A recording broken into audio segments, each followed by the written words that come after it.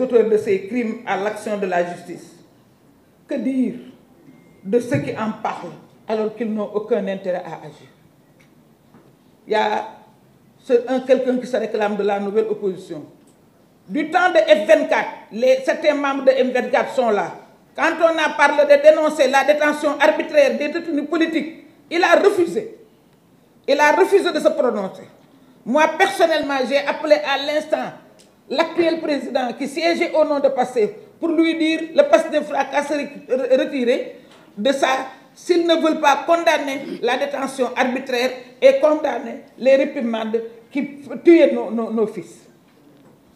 C'est tout récent, c'est un passé très récent. Donc, parlant de cette opposition,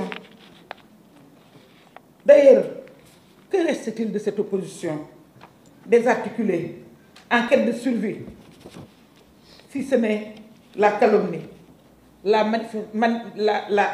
médisance, la désinformation, la manipulation, la mauvaise foi? Nous ne sommes pas dans le registre de l'invective, nous sommes dans celui de la responsabilité. Nous opposons la vérité aux manœuvres, nous opposons la souveraineté aux intérêts masqués et nous opposons le projet au bavardage. Car pendant que certains parlent, le Sénégal agit. Voilà pourquoi nous félicitons et encourageons certaines organisations de la société civile qui ont décidé d'accompagner et d'assister les familles des victimes afin que leurs bourreaux soient identifiés, jugés et punis selon la loi. C'est cette même obligation de rendre compte qui incombe aussi à tous ceux qui ont profité de leur position privilégiée sous l'ancien régime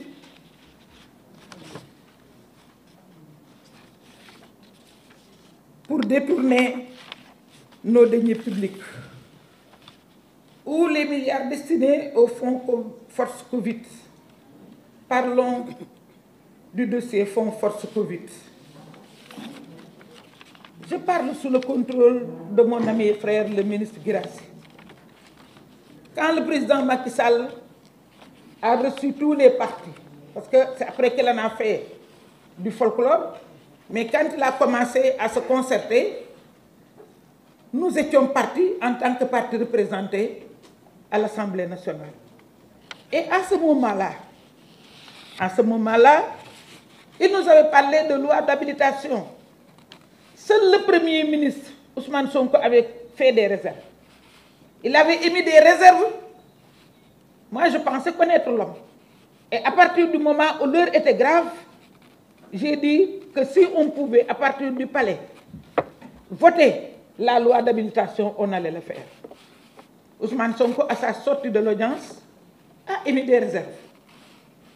Comme il a l'habitude de le faire, en grand visionnaire, il a émis des réserves et il a posé un certain nombre de questions. Nous, ça fait connu. Aveuglément, on l'a cru. Et on lui a offert sur un plateau d'argent cette loi d'habilitation, monsieur le ministre, à l'Assemblée nationale.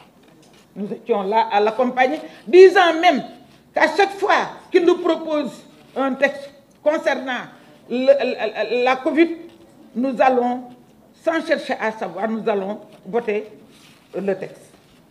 Voilà ce que ça nous a amené. Est-ce que ce n'est pas cela la haute trahison? Je vous lance la question. Dites-moi si ce n'est pas là la haute trahison. Il ne s'agit d'aucun acharnement, ni de règlement de compte politique, encore moins de chasse aux sorcières comme certains veulent le faire croire. La procédure les concernant est scrupuleusement respectée.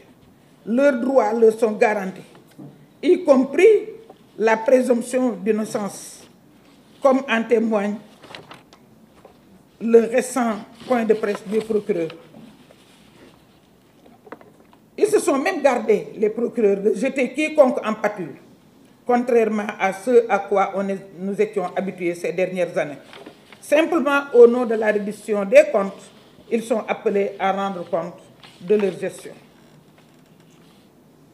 Ils soulignent sans équivoque que leurs auteurs et leurs commanditaires ne resteront pas impunis, contrairement à une certaine opposition qui, en invoquant une mauvaise foi manifeste, l'amnistie générale cherche à nous faire oublier ce qui s'était passé.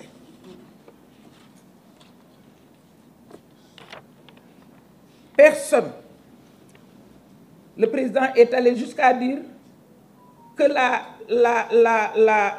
le peuple revendique son droit à la justice. Pourtant, il peut donner des instructions, mais il ne l'a pas fait. Donc, on ne peut pas suspecter la main de l'exécutif dans ces dossiers concernant les anciens tenants du pouvoir. Au contraire, c'est la première fois qu'on voit une coalition au pouvoir avouer ouvertement ne pas pouvoir interférer dans le fonctionnement de la justice, sous la pression des populations qui réclament un traitement plus rapide de tous ces dossiers. C'est la preuve la plus éloquente de la rupture dans notre système judiciaire. Par ailleurs, l'ancien président qui a permis toutes ces forfaitures n'a qu'à répondre de ses actes. Et nous sommes très à l'aise pour le dire et honorable, vous encourager.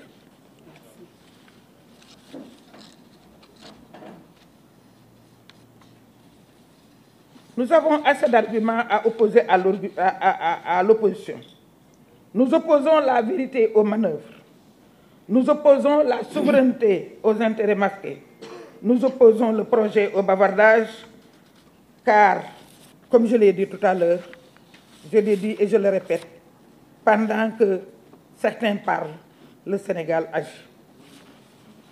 Tout à l'heure, nous allons vous présenter un bilan élogieux de l'année d'exercice de Monsieur le Président de la République. Ce bilan est factuel, ce n'est pas théorique.